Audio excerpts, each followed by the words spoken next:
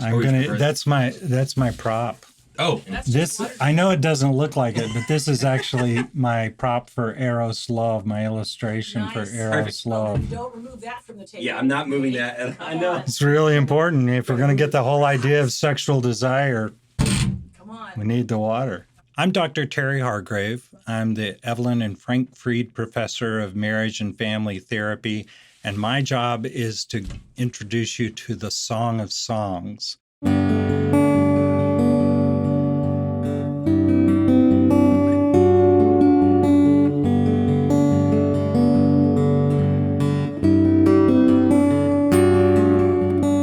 Love is the greatest thing. It's really the ultimate thing. And if you read Song of Songs, you're going to find out that it is the greatest thing that we can actually talk about.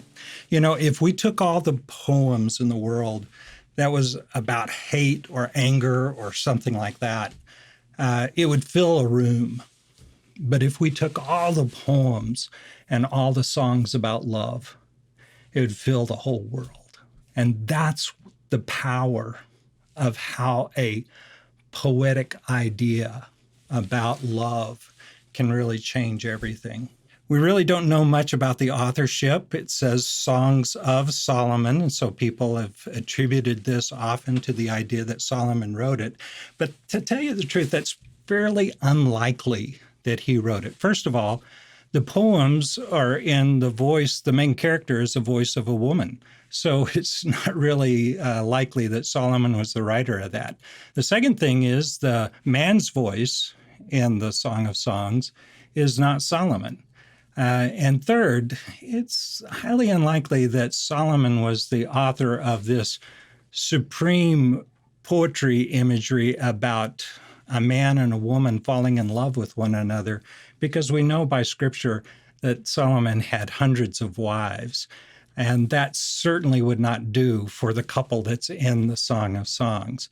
These people are totally enamored with one another, and only each other will do for them. It's their one and only. So Song of Songs probably relates to saying this was of Solomon, of Solomon's wisdom literature. Solomon was well known for his love of poetry, his love of learning, and his wisdom. And so when we have the wisdom literature, poetry fits in nicely with that idea. And therefore, I think it really belongs in the Scripture because it's about the greatest thing. It's the ultimate thing about love. And not just love between God and human beings, but it's interesting that it's between person to person, the sexual love, the attraction love that we'll see in this book, how it teaches us a little bit about spirituality.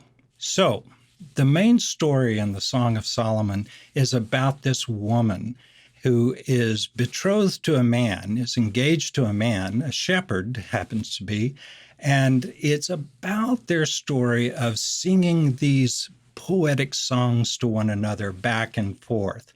And the whole book has this intense weaving of the man and woman discussing, seeking each other, finding one another, talking about one another. And it gets right up to the point where they make some kind of connection. And then we stop the story and pick up another interlude of them seeking and finding and talking about one another till they end up with one another.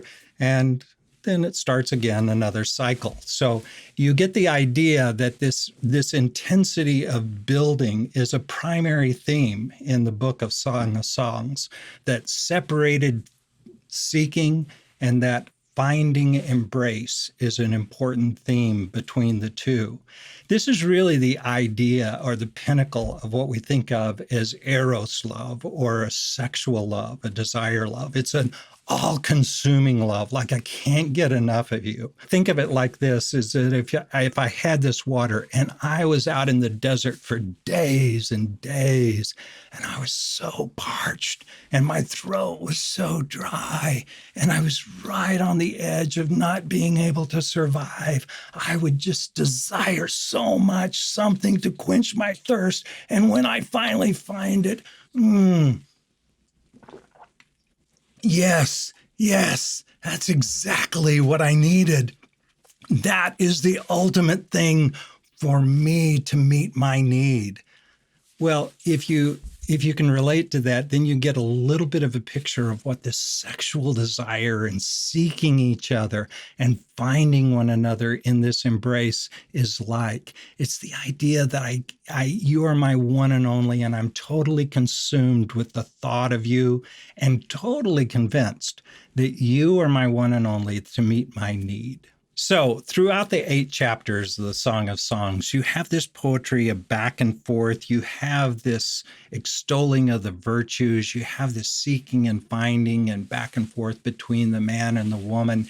And it really serves to build the tension of the excitement of the book, of how they're so excited to be with one another, how they're looking forward to consummating their sexual love for one another, and how they're just thinking so much that their beloved is the one and only for them.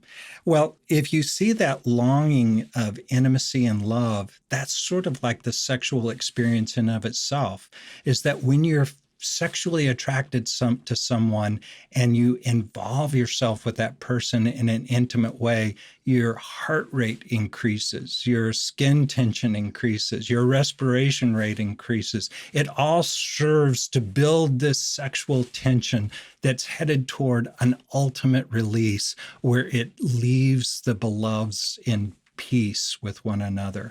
Well, that's what the Song of Solomon is really trying to communicate in the overall perspective. It's saying that love is the ultimate of things. Love is the ultimate power, and that it can't be conquered in any way. It creates, it joins, and it puts, most importantly, people together. Now, some people would say, well, why do you put this poetry in the canon of the Bible? What does it belong there for? Well, for Jewish interpretation, they say, well, this is an allegory. The woman is Israel and the man represents God. And in a Christian allegorical sense, we've made that same leap and said, well, the woman is the church and the man is representative of Christ. And there's some support for that. But just because it's a collection of poetry doesn't mean it doesn't have a spiritual idea. If you think that physical love and physical attraction has nothing to teach us spiritually, I'd ask you to remember basically an ancient idea that physicality and sexual love is the same thing as what spirituality is. It's like sexuality and spirituality are different sides of the same coin. In a sexual sense, we long for, we drive toward, we want to be intimate and close to our beloved. That idea that comes forth in the Song of Solomon's that we wrote the little camp song about. I am his, and he is mine. His banner over me is love. That kind of attraction, like I can't get enough of it, comes from the Song of Songs. What is the intent of spirituality? Well, God really wants us. He is our lover. He is really saying to us, come, be intimate with me. Be open with me. Desire me more than anything else. Actually, our sexuality has a lot to teach us about our spirituality and vice versa. Well, that's the Song of Songs. It's basically designed to teach us that love is the greatest. And may it always be so.